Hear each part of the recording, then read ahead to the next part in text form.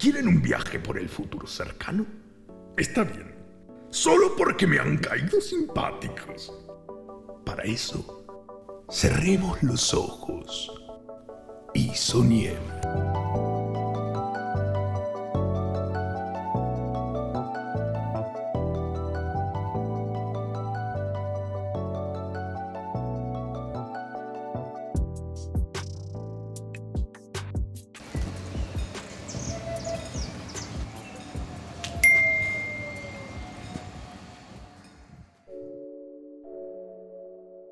No es particularmente conocido por tener una política activa dentro del mundo de los ferrocarriles. De hecho, podríamos decir lo contrario.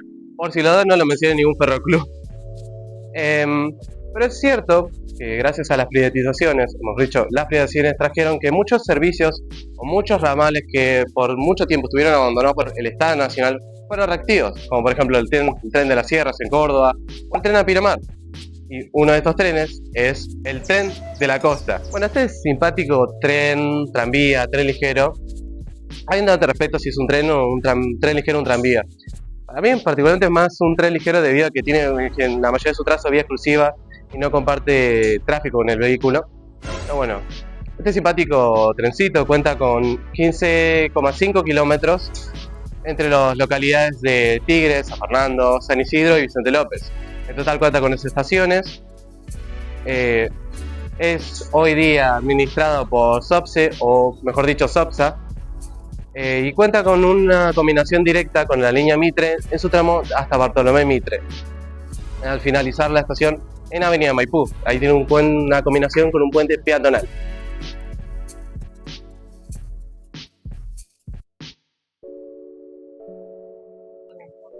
La historia de este ferrocarril comienza alrededor del siglo XIX, cuando el Estado Nacional, bajo el gobierno de Juárez Celman, pretende la creación de un ferrocarril que haga competencia con el Central Argentino y también pueble esta zona, que estaba en ese entonces bastante vacía, y también forma para conectar el pueblo de Las Conchas, en ese entonces Tigre, con el pueblo de Belgrano, la capital federal. Es entonces que se crea la Compañía Nacional de Ferrocarriles Pobladores, siendo la primera medida que toman esta empresa es comprar y expropiar varios terrenos para la creación de las estaciones y de la traza del ferrocarril. Es entonces que compran el terreno donde está ubicada la actual estación Delta y todo lo que es el complejo de Trileño y del Parque de la Costa para la creación de este servicio de trenes. Este terreno era perteneciente a la familia Vivanco, es por eso que la calle colindante a la estación se tiene ese nombre, como un honor a la familia que había vendido este terreno. Pasando los años, la compañía no pudo encontrar financiamiento ni los créditos necesarios para poder financiar y terminar este proyecto. Es entonces que se le quita la concesión para otorgársela al ferrocarril Buenos Aires a Rosario, misma que también había creado el ramal entre Capanga y Buenos Aires, y misma que había grabado en el anterior video, que es el tren a Zárate. Hay que bancar a los chivos. Entonces podríamos decir que tanto el tren de la costa como el tren de Zárate serían como parientes lejanos. Es en este contexto que en 1896 finalizan los trabajos. En julio de 1896 el ferrocarril Buenos Aires-Rosario finaliza los trabajos. Esta es la estación original que partía desde acá del pueblo de Las Conchas hasta Retiro. Con los siguientes años, ambas empresas, tanto Ferrocarril Central Argentino como Ferrocarril Buenos Aires a Rosario, se fusionaron y por cuestiones técnicas mantuvieron el nombre de Central Argentino. En los siguientes años se electrificaría este ramal por vía tercer riel en 1971 y pasando los años después, en 1948 o 1949, se nacionalizan estos servicios y pasan a llamarse Ferrocarril General Bartolomé Mitre. En los siguientes años surgieron una problemática. Muchas de las estaciones de la línea Mitre, en este tramo en especial, compartían el mismo nombre. Entonces, tomaron la decisión de que las estaciones que eran pertenecientes al Central Argentino llevasen al final su nombre la C, y los que eran pertenecientes al ferrocarril Buenos Aires a Rosario llevasen la R. Es por eso que esta estación en origen fue llamada estación de Tigre R, y la estación del otro lado se llamase Tigre C.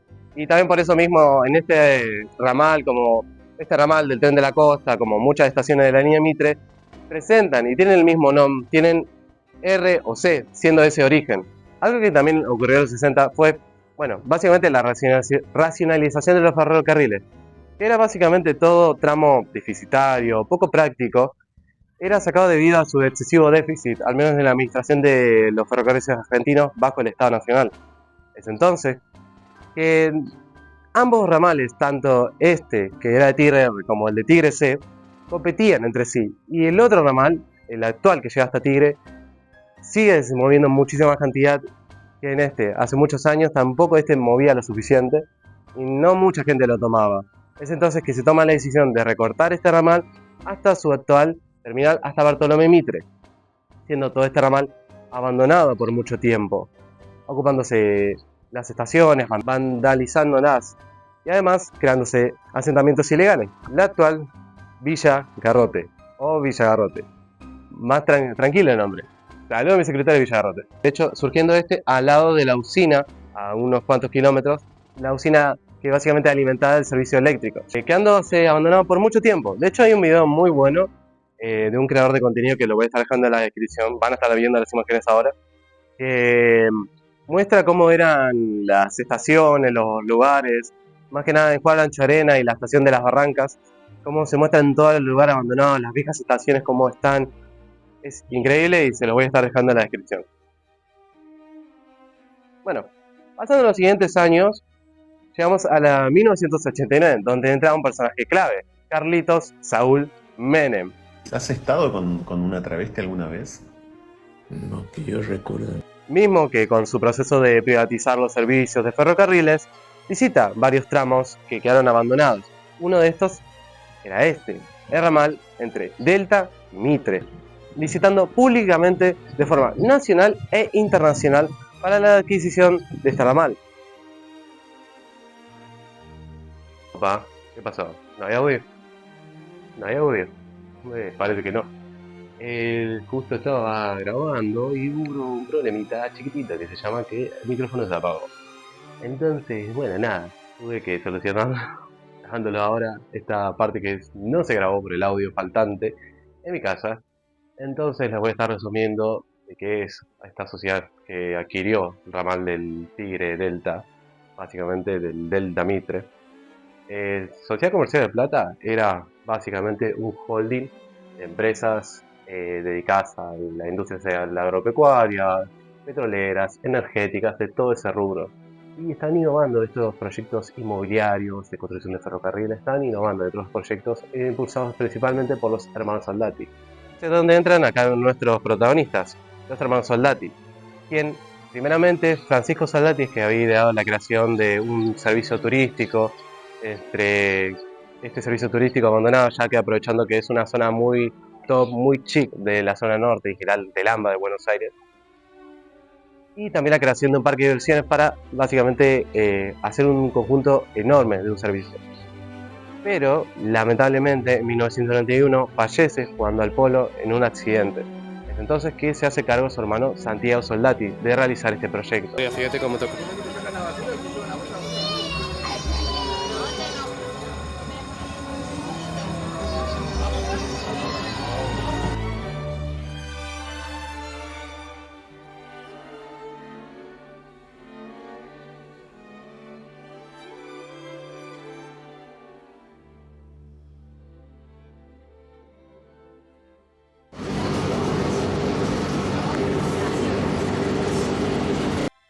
Llevando esta licitación la Sociedad Comercial de Plata, adquiriéndola en 1923 la concesión por 30 años bajo la Sociedad Comercial, Sociedad Anónima de Tren de la Costa S.A., que no incluía únicamente el tren, sino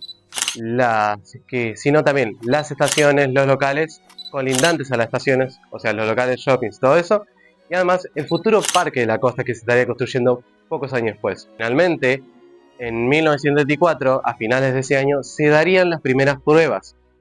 Y en abril de 1995, sería el primer viaje inaugural, donde se presentarían responsables de Sociedad Comercial de Plata, el responsable de esto, Santiago Soldati, y el mismísimo presidente de la Argentina, Carlos Saúl Menem, esos años, presentándose.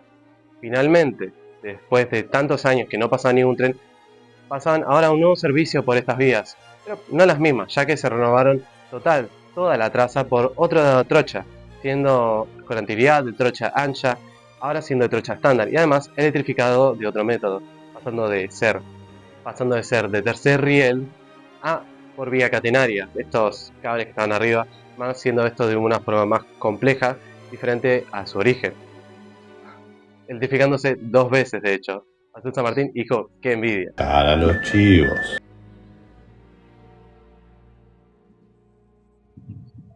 Además de esta renovación de vías, estación y método de alimentación, se crearon 3 nuevas estaciones, Marina Nueva, Libertador y la nueva terminal de Avenida Pucca. A este tren llegaron a verse figuras como Lady Di, al mismísimo rey de España, Juan Carlos I, ese mismo que le gustaba cazar elefantes, sí. Señor Pontiac, Sí, muñeca. ¿trafica con marfil? Nena, yo he sido de todo en mi vida. Cazador de ballenas, de focas, presidente de la cadena Fox y como muchos traficante de marfil. Pero bueno, esto no me da lugar para hablar del material rodante, es decir, los trenes mismos.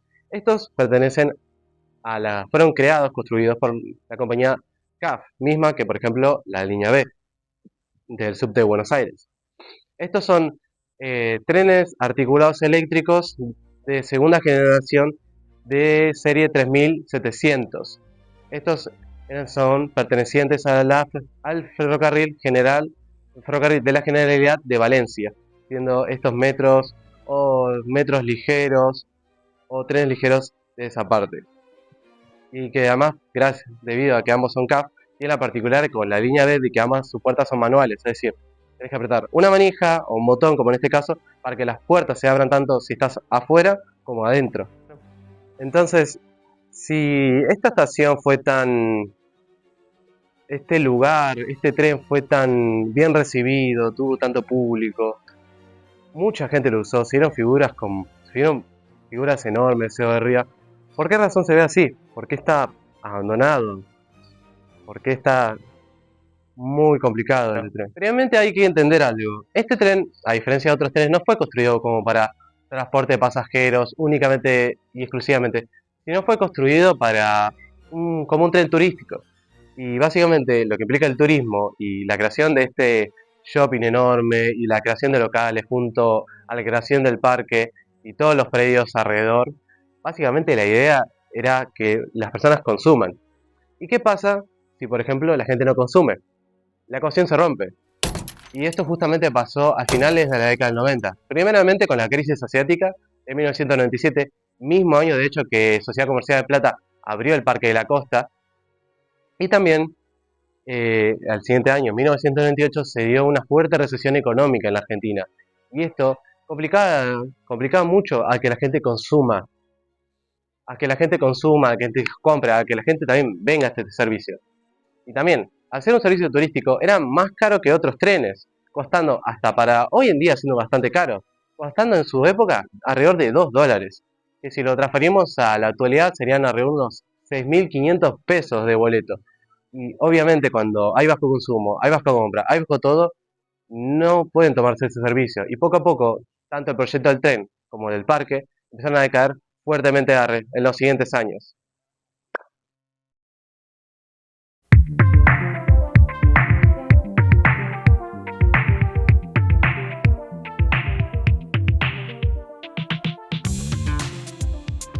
Venimos a la estación de Barracas porque además de tener cafetería como muchas de las estaciones del tren de la costa, también lo piolas que tiene es un paseo comercial. O sea, una feria de antigüedades muy linda. Que bueno, nada, está muy bueno y creo que está bueno como un detalle extra además. Es una de las estaciones favoritas mías. Pero bueno, prosiguiendo. Además de estar en recesión y en crisis económica el país, hubo también otro problema importante, que la sociedad comercial estaba muy endeudada, ya que tanto para la creación del tren, la del parque, y posteriormente la del Casino Trilenium ubicada al costado del Parque La Costa, tuvieron que pedir y obtener mucha deuda. Y el problema es que tanto el tren, el parque ni el casino generaban los ingresos esperados para pagar esta deuda. Es entonces que la empresa, años siguientes, entraría en default. ¿Qué quiere decir esto? Que básicamente no podían pagar sus deudas a sus acreedores. Dentro de esta crisis económica dentro de la empresa, que toma la decisión de separar la sociedad anónima Tren de la Costa S.A. en dos. Una para el parque, que es básicamente Parque de la Costa S.A., y otra para el tren, que es Nuevo Tren de la Costa S.A., separando ambas concesiones para administrar de mejor manera y para que también vengan socios, acreedores, accionistas, para que también puedan reflotar la empresa. Pero no aumentaba, no mejoraba realmente. Seguía estando en un estado bastante crónico el servicio. Estando en el año 2005, el servicio solamente solamente al mes 100.000 personas tomaban este tren. Con anterioridad hacían alrededor de 400.000 cada fin de semana. En su época de apogeo, en 1995 y en 1996, decayendo abruptamente el servicio.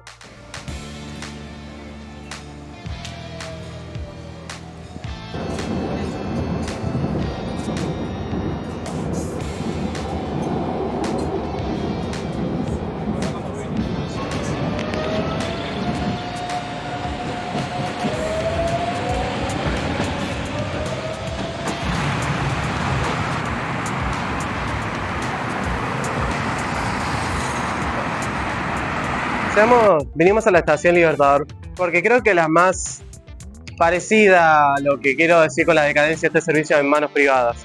Se pueden apreciar negocios fantasmas, negocios abandonados y que en general están muy descuidadas. Y es que esto, de hecho, pasó con esta línea. Muchos de los locales en esos años, al haber poca cantidad de gente, empezaron a cerrar. Y además, la empresa empezó a descuidar más el servicio del ferrocarril.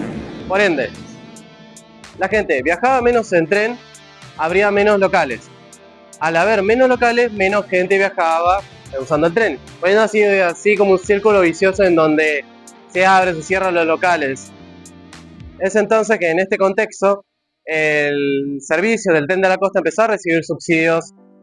Aún así, tampoco podía, por ejemplo, cuando se reestructuró la empresa en el año 2001, cuando se reestructuró, no podía pagar el canon de servicio, aunque recibía subsidio por parte del Estado Nacional. Es dentro de este contexto de abandono, de designio, que de hecho ya la empresa no le era interesado el servicio del ferrocarril. Entonces, en el año 2010, estaban ya pidiendo para que se les saque el servicio, o sea, querían derogar el contrato que tenían para el servicio del Tren de la Costa. Pero por estas cuestiones de poco detenimiento y deuda se les fue negado. En este caso, el servicio fue totalmente abandonado, hasta el punto de no pagarle a los propios empleados del tren. Entonces, en ese caso, el Estado Nacional se hizo responsable de pagarle a los sueldos a la empresa. Y siendo finalmente en el año 2013, el 4 de junio del año del 2013, que finalmente se le revocó la concesión al Nuevo Tren de la Costa S.A. bajo el grupo de Sociedad Comercial del Plata.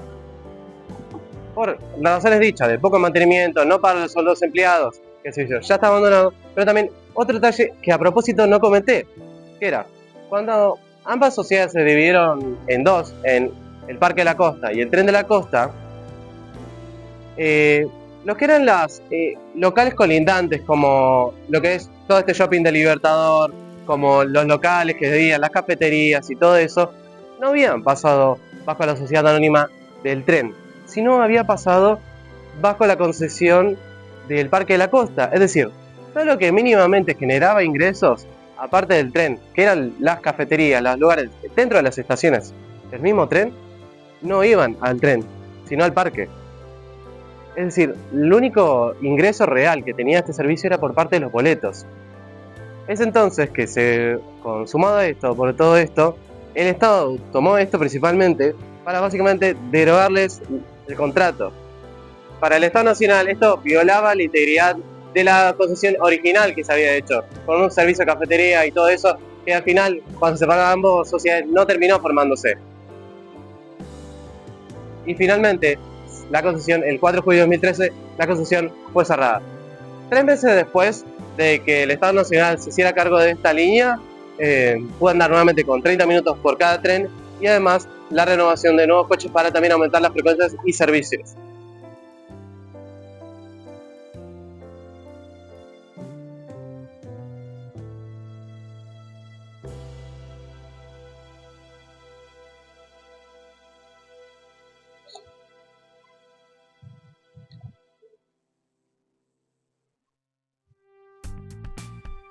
llegando a la estación terminal, al igual que el video. Finalmente, el Estado Nacional obtiene la concesión, termina estatizando el servicio de esta línea, habiendo unas pequeñas mejoras, como por ejemplo la restablecización de muchos servicios que habían quedado abandonados, muchos trenes que habían quedado en desuso. La mejora del servicio, ahora cada 30 minutos pasan, el mejor mantenimiento de las estaciones y también el mejor mantenimiento de los trenes, de las formaciones. Pero aún así se siente de cierta manera incompleto. ¿Por qué? Porque muchos lugares están como un poco abandonados, sucios, en especial los que fueron los ex lugares tipo de shopping o de locales o cuestiones inmobiliarias que aún, pese a tanto tiempo, siguen aún abandonados. Pero no hay muchas mejoras. Ahora, la actualidad están en un estado más o menos, aunque sí mejoró comparativamente a lo que estaba antes, tampoco es mejor. O sea, aún no recuperó ese brillo, esa cantidad, ese brillo que tenía el tren en sus primeros años, ese apogeo, esa gran cantidad de gente que transportaba, aún no la presenta. Teniendo quizás algunas ideas para reactivar este servicio que se me ocurrirían, por ejemplo, en la estación de San Isidro R ya se establecieron algunas cuantas aulas de la Universidad de Calabria y Ortiz, que es básicamente la Universidad de San Isidro, y una idea que se me ocurre es que sea una sede íntegra de esta universidad, ya que muchos espacios entraría y quedaría bastante bien, de hecho, que se cree esta estación para quizás muchos estudiantes que les quede lejos o distantes puedan venir acá a estudiar y ya tienen un acceso directo con el ferrocarril. Sería una muy buena opción. Y además, también en los últimos años, este ramal empezó a tener muchas mejores frecuencias y además también están evitando mucho lo que son las evasiones, ya que en las nuevas estaciones intermedias que hay dentro del servicio te pagan arriba el tren y muchas veces te presentan casos de evasión. Pero afortunadamente en estos últimos años también se empezó a reducir estos casos de evasión. Además también de, por ejemplo, los casos también, además se redujo bastante lo que es el precio vuelto. Hoy en día el máximo son 3.60 completando todo el ramal, o sea, desde Delta hasta acá, hasta Avenida Maipú. Y esto mejoró significativamente la cantidad de gente, siendo que en estos dos últimos años, post pandemia, desde 2023, ya habiendo mucha mejor cantidad y cada año hay más gente, de hecho, tomando este servicio. Es así que entramos hasta algo actual. Y una idea que creo que estaría muy buena, ya que este servicio conecta directamente con la línea Mitre por un paseo peatonal, sería muy bueno que este servicio se vuelva como un alimentador de la línea Mitre, quizás aumentando más la frecuencia y también quizás acoplando más de dos formaciones, así por ejemplo como hubo al principio de los 90, donde muchos de los servicios venían acoplados ya por la cantidad de gente que traía. Son ideas que surgen. ¿Por qué creo que esto estaría bueno y estaría piola para que se haga con el tren? Porque si un día, creándose todos los que son centros comerciales, educativos, de negocios chicos, por ejemplo, que en vez de locales de ropa o de moda y todo eso, algo que sea más particular respecto al transporte, qué sé yo, como una cafetería más chica, lugares para comprar, para comer o lo que sea, es que de poco a poco puedan hacer que este servicio pueda recuperar ese brillo que tuvo en su origen, esa cantidad. Porque si hubo un momento que pudo transportar 3 millones de personas al año, más de 3 millones de personas de hecho, ¿por qué no lo podría volver a hacer? Esa es mi pregunta.